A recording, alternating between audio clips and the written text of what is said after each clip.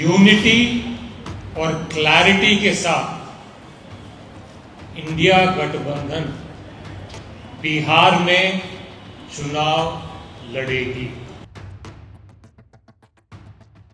नमस्कार, आदाब, सत श्री अकाल, जय भीम, जोहार। मेरा नाम है नवीन कुमार। यूनिटी है, क्लैरिटी है, यहीं से बात शुरू हुई।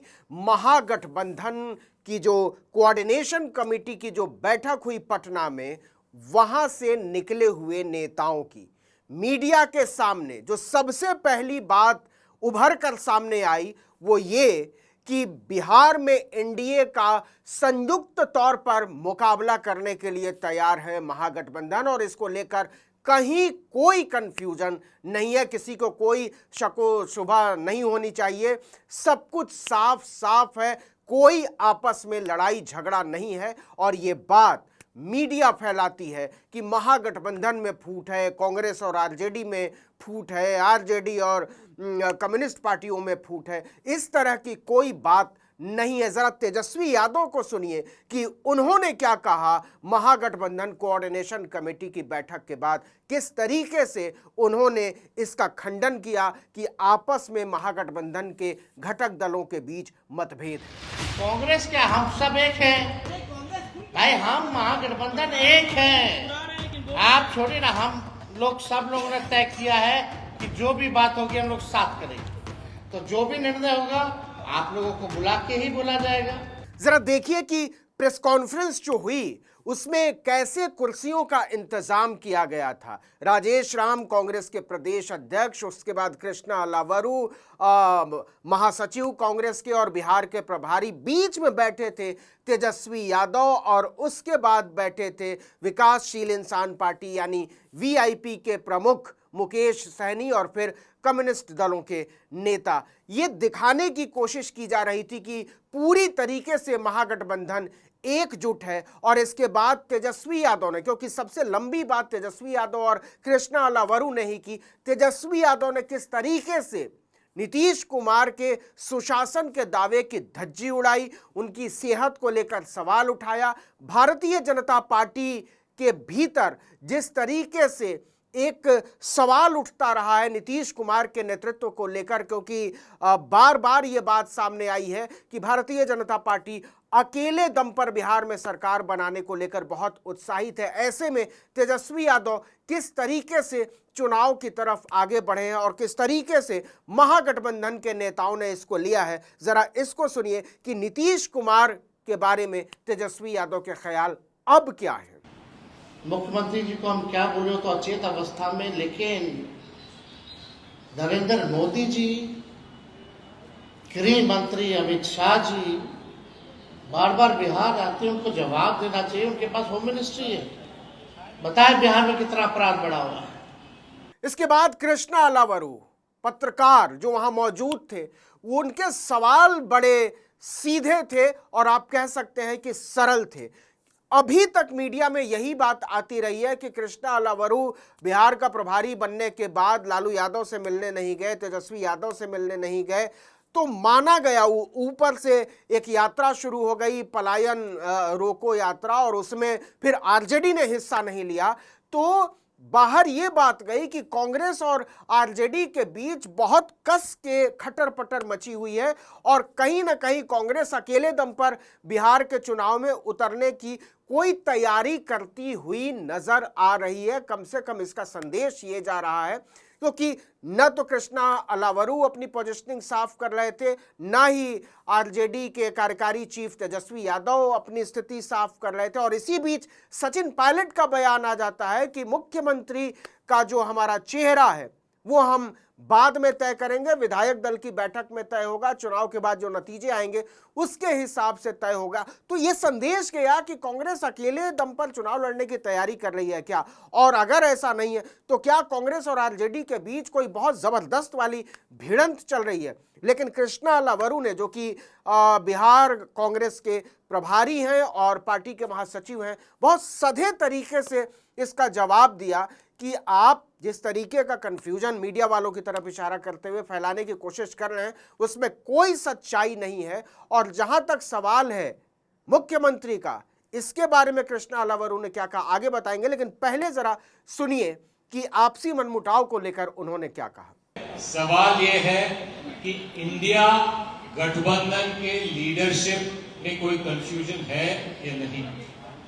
दोबारा कह रहा हूं, यूनिटी और क्लैरिटी है।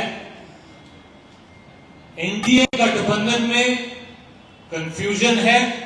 अब आप इंतजार कर रहे होंगे कि कृष्णा अलावरू ने मुख्यमंत्री के चेहरे पर क्या कहा, क्योंकि सचिन पायलट ने साफ कर दिया था कि मुख्यमंत्री का जो चेहरा है वो हम चुनाव के बाद तय करेंगे, हम अभी तय नहीं करेंगे। जो नतीजे आएंगे, जिस तरीके से सीटें आएंगी, जो विधायक चुनकर आएंगे, उसके आधार पर हम मुख्यमंत्री तय करेंगे। और माना जा रहा था कि इसकी वजह से आरजेडी खेमे के भीतर बहुत बेचैनी है और कहीं ना कहीं तेजस्वी यादव ये उम्मीद कर रहे थे कि ये जो ज्वाइंट प्रेस कॉन्फ्रेंस होगी महागठबंधन कोऑर्डिनेशन कमेटी की, उसमें कम से कम मुख्यमंत्री का चेहरा जो है वो साफ होता हुआ नजर आएगा। लेकिन कृष्णा अलावरू ने इस सवाल को बहुत ही महीन तरीके से टाल दिया और ये जो सवाल है वो भाजपा की तरफ फेंक दिया कि आपका मुख्यमंत्री का उम्मीदवार कौन होगा। अमित शाह कहते तो हैं कि नीतीश कुमार के नेतृत्व में हम चुनाव लड़ेंगे, लेकिन क्या वाकई ऐसा है? क्या वाकई भारतीय जनता पार्टी दिल से चाहती है नीतीश कुमार को मुख्यमंत्री के तौर पर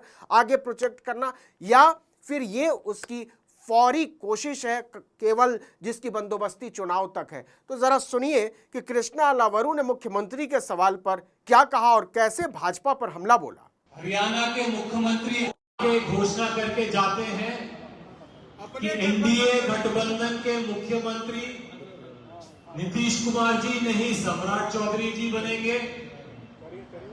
प्रधानमंत्री जी आते हैं, वो बोलते हैं यहां मुख्यमंत्री नहीं हम लाल बनाने आए हैं।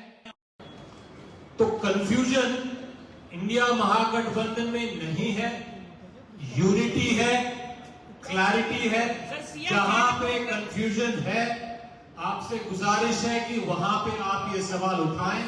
अब जरा स्थिति को समझिए कि बिहार विधानसभा की मौजूदा स्थिति क्या है और किस तरीके से राजनीतिक समीकरण वहां बनते हुए नजर आ रहे हैं, या उसका आधार क्या होगा, बेस क्या होगा, जहां से टिकटों के बंटवारे को लेकर सवाल उठेंगे, आपस में मनमुटाव होंगे। और यह भी हो सकता है, जैसा कि दावा किया गया प्रेस कॉन्फ्रेंस में, कि हमारे बीच एकजुटता है, यूनिटी और क्लैरिटी। लेकिन क्या वो क्लैरिटी इतनी ज्यादा है जो पिछले चुनाव में, मतलब 2020 के चुनाव में नजर आई थी? देखिए, बिहार में जो विधायकों की संख्या है विधानसभा में वो 243 है।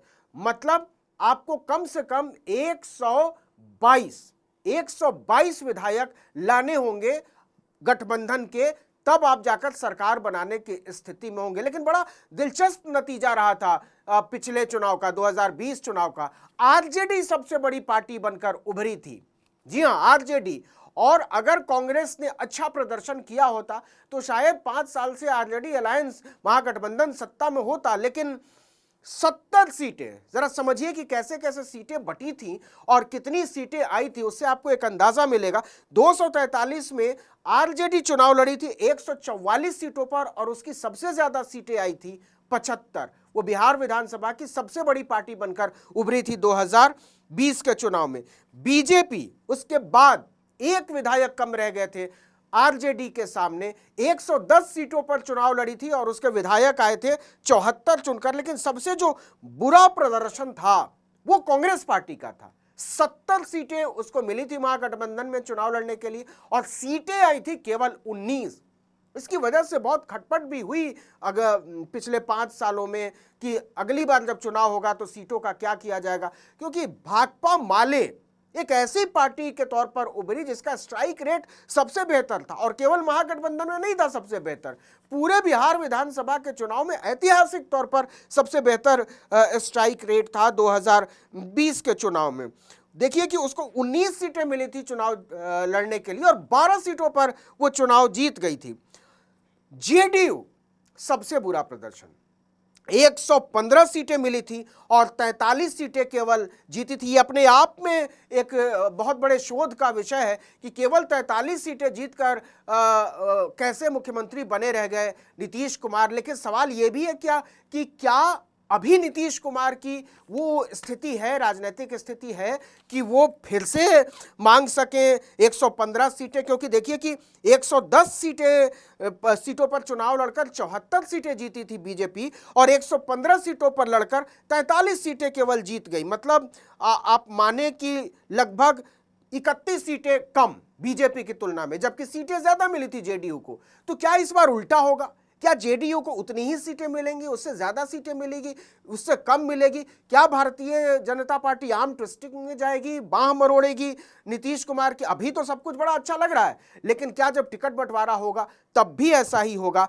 इसको लेकर बहुत चर्चा हुई है एनडीए के घटक दलों के बीच भी और महागठबंधन के कोऑर्डिनेशन कमेटी में तो इस पर चर्चा हुई ही। तो जरा सुनिए तेजस्वी यादव इस पर क्या कहते हैं और कैसे वो बिहार का जो चुनाव होने जा रहा है 2025 का, उसको लेकर एक व्यूह रचना तैयार करें। जरा तेजस्वी यादव को सुनिए। केवल नीतीश कुमार जी इसके दोषी नहीं, पूरा एनडीए, खासतौर पे भाजपा, चाहे भ्रष्टाचार बढ़ाने में, किसी के अधिकारी के यहाँ, इंजीनियर के यहाँ छापा पड़ता है तो करोड़ों रुपए मिलते हैं, कहां से आ रहे? यानी बिहार में भ्रष्टाचार और अपराध असल में डबल इंजन यही है। एक इंजन भ्रष्टाचार में है और दूसरा इंजन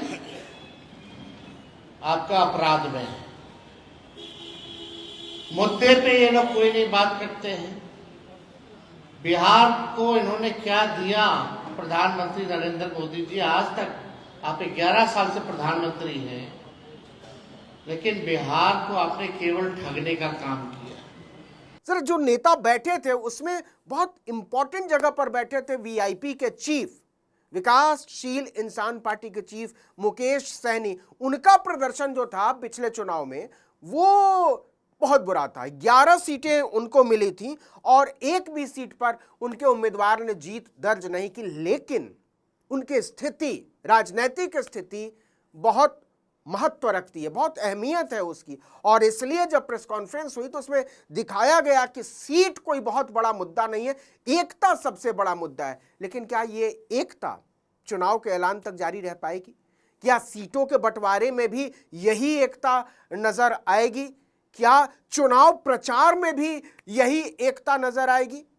कि बिहार में कोई भी काम, खास करके सरकारी लेवल पे कोई भी काम जो है बिना पैसे के नहीं हो सकता है। जिस तरीके से महागठबंधन की कोऑर्डिनेशन कमेटी की बैठक हुई है और उसके बाद जो प्रेस कॉन्फ्रेंस में जो एकता नजर आई है वो अगले 6 महीने तक जारी रहे, इसको लेकर बहुत तरह के सवाल हो सकते हैं और इसके बहुत सारे जवाब हो सकते हैं। लेकिन सबसे बड़ा जवाब चुनाव का नतीजा होगा। और क्या चुनाव के नतीजे में ये एकता परिलक्षित होगी? जो राहुल गांधी बार बार यात्राएं कर रहे हैं, कृष्णा अलावरू लगातार पटना में जमे हुए हैं, एक दलित को बिहार प्रदेश कांग्रेस का प्रमुख बनाया गया, राजेश राम को, क्या इसका कोई फायदा होगा? किस तरीके से व्यू रचना होगी और उसका अंजाम क्या होगा, इस पर हमारी नज़र लगातार रहेगी। तो इस वीडियो में इतना ही, लेकिन अगर आपने आर्टिकल 19 इंडिया को अब तक सब्सक्राइब नहीं किया तो फौरन कर लीजिए, बेल आइकॉन दबाइए, घंटी जैसी आकृति लाइक कीजिए और कमेंट करके बताइए हमारा वीडियो आपको कैसा लगा। हमारा ट्विटर हैंडल है article19_India और मेरा ट्विटर हैंडल है नवीन जर्नलिस्ट। नमस्कार।